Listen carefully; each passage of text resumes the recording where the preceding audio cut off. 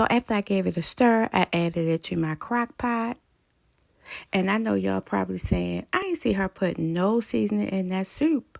But I got y'all covered. I added some olive oil, some salt, some pepper, some parsley, and some egg noodles. I added a little bit at a time. And then I gave it a stir, another stir. And then I let it simmer for 2 hours.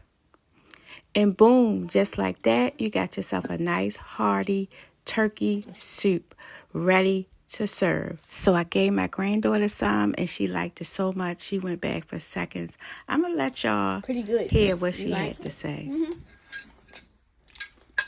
All right, get you some, put some sauce on it.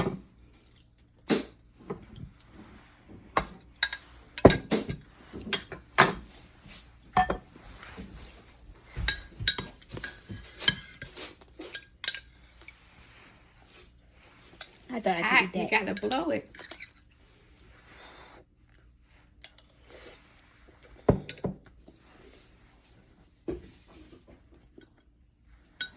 Pretty good.